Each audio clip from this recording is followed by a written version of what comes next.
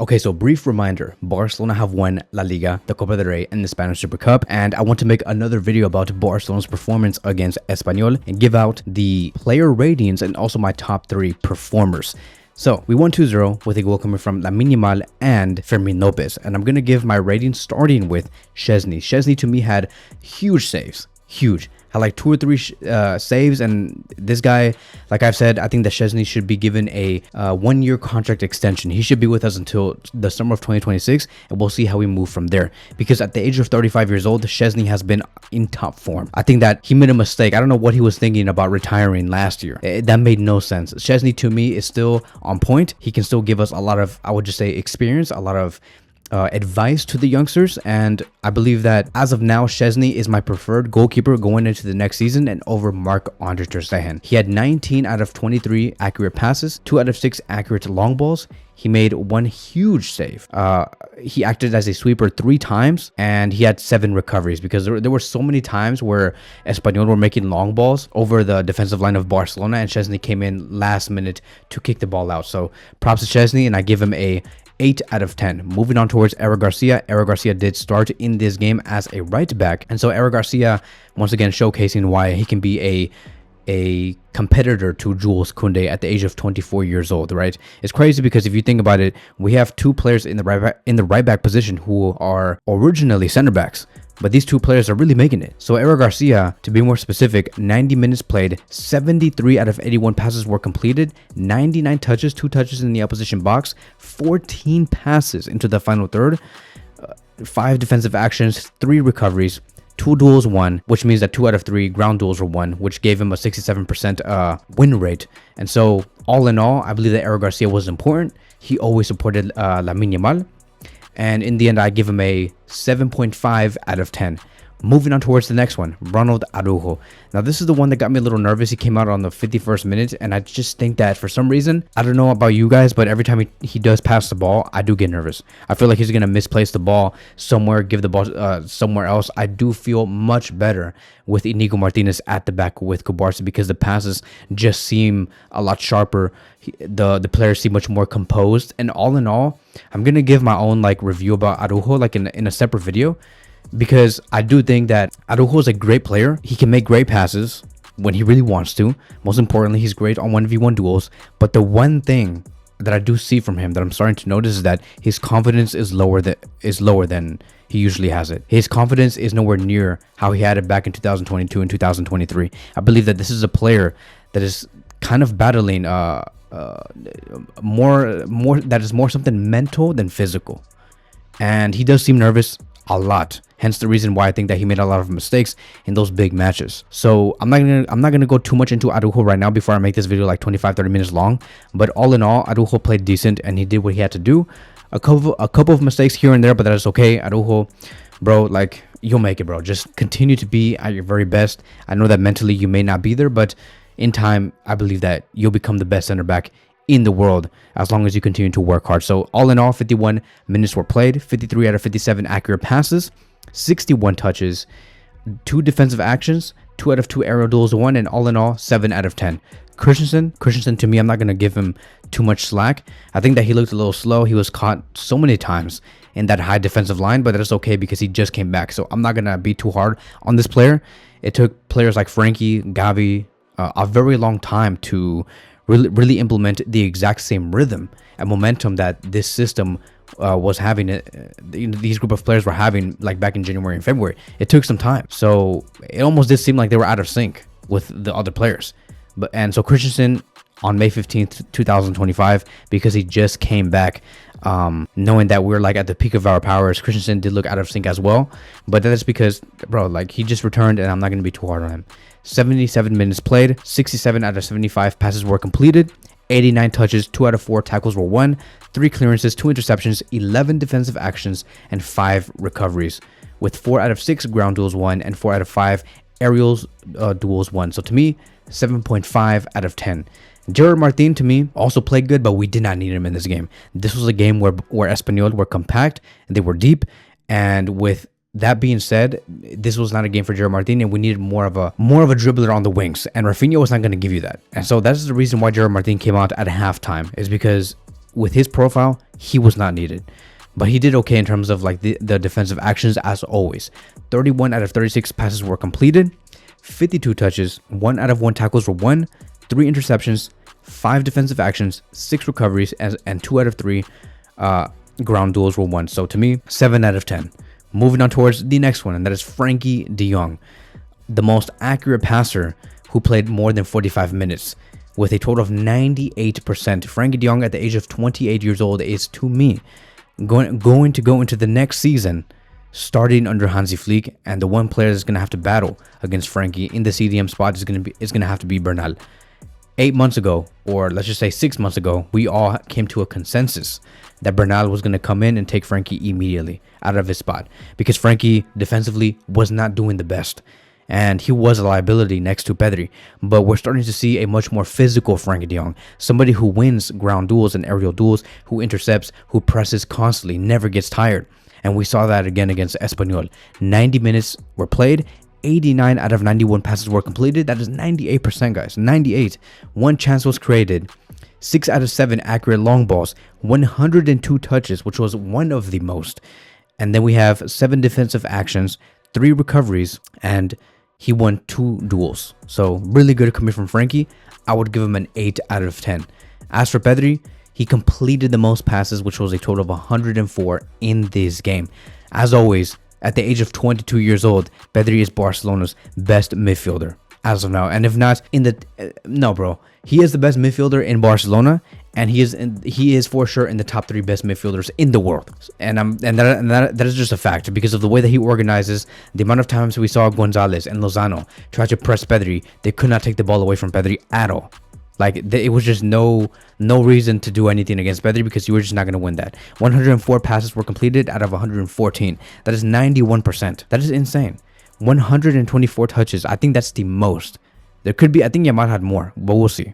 124 touches, 2 touches in the opposition box, and 12 passes into the final third with 3 out of 3 long balls, and 2 out of 2 tackles were won. This is like 100% everywhere. It's insane. So to me, I think that right now, 8.5 out of 10, and it's currently the highest rating until we get to Lamine Yamal, right? We got Pedri, 8.5 out of 10. Lamine Yamal, to me, I'm going to just say this from the front, 9 out of 10. And I say that because he ended with 1 goal and 1 assist. At the age of 17 years old, in a match where it was very dirty, Espanyol wanted to tackle us so many times, waste time, this guy was the man of the match. 1 goal, 1 assist, completed the most dribbles, which was a total of 5. He won the most duels, which was 11. Also lost the most duels, which was 12.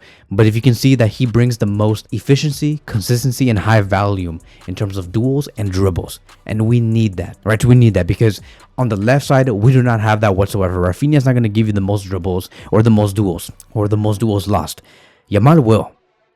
And for Yamal, it's worth it because he enjoys it. That's his game. And so 90 minutes was played, 1 goal, 1 assist, 54 out of 67 passes were completed, 2 chances were created, 2 out of 5 shots were on target, 2 block shots, 100 touches, 5 out of 10 successful dribbles, 1 out of 4 accurate crosses.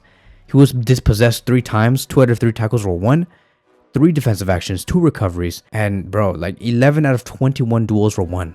It's insanity. What I mean, bro. When I saw Yamal score that goal against Espanyol, which was the first one, and he shot from outside the box and into the top left corner, I'm like, this is Declan Rice's free kick combined with dribbling. That is what it is. If you guys remember Declan Rice free kick against Real Madrid and how he shot it to like the top right corner, and there's like literally like no space left between the post and the ball because he shot it just so precisely into the corner. That is exactly what Yamal did against Espanyol with that shot. Yamal is basically Declan Rice, but with dribbling. It's insane, bro.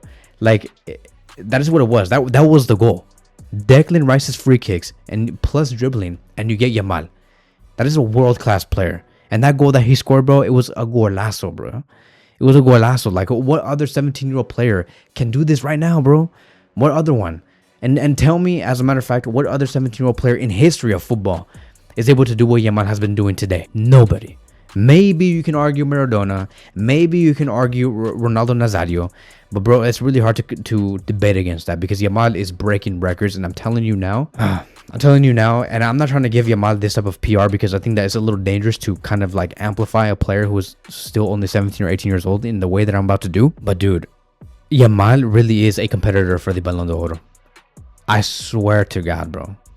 Yamal is a competitor to win the Ballon d'Or, and that's because Yamal not only scores goals, but he scores goals in important games, just like Rafinha, just like Lewandowski. But Yamal is doing this at 17, and he provides key passes and playmaking abilities on top of what he already does goal scoring wise. Like I've said, the last 7 goals that he has scored was against Benfica, Atletico Madrid, the Netherlands, Borussia Dortmund, Inter Milan, Real Madrid, and Espanyol, and 41 goal contributions.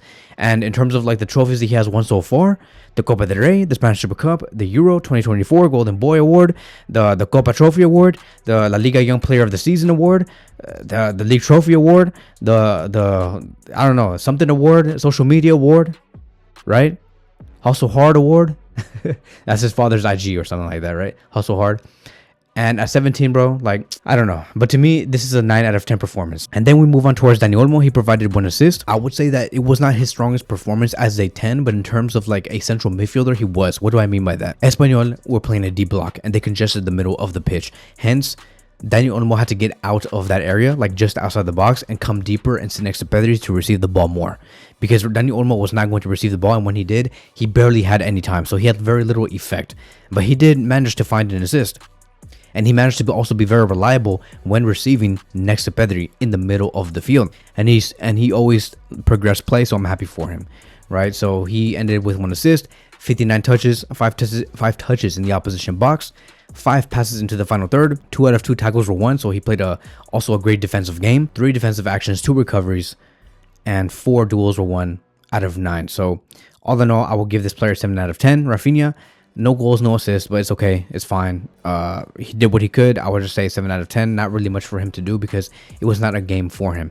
He still had a lot of 100% and a lot of things in terms of the attack. 1 out of 1 shots on target, 2 out of 2 successful dribbles. But it's like he was successful in everything that he did, but low value because the game was on the right side with Yamal. And then Lewandowski, he barely did anything. I'm gonna assume that the reason why he had a 6 out of 10 performance, right, which is the lowest rating out of all the players for tonight, it's just because there was no filter, there was no passes going for him.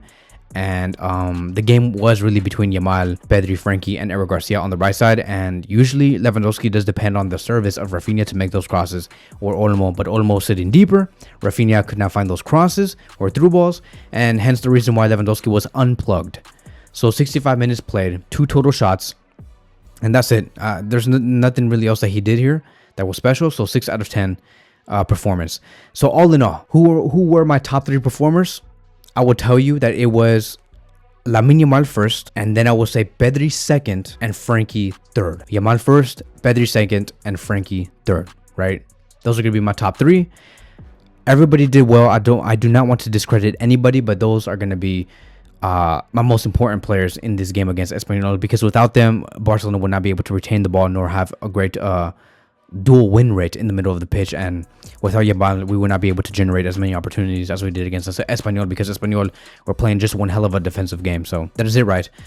In terms of if you want to add in the subs, right, and put in Kubarsi, Balde, Fermín López, and Hector Ford and Gavi, it's kind of hard to do that because they barely play, and you don't have enough match data, and you can't compare somebody who only played 20 minutes to somebody who played 90 minutes. But if I wanted to include, let's say, for example, Fermín López into this game and say, was he in my top 3? I will tell you yes. It would be Yamal first, Fermín López second, and then third comes in Pedri. But it just seems unfair because Frenkie and Pedri played 90 minutes. They were consistent, and Fermín López only played 20 minutes. So it's hard. But all in all, Fermín López to me was a 8 out of 10, and I put him in second place underneath Yamal, but over Pedri. Right, that is going to be my ultimate rating, and Frenkie de Jong in 4th place. And so that is it. That is going to be wrapping up today's video. Thank you guys so much for watching, and I will see you guys in the next one.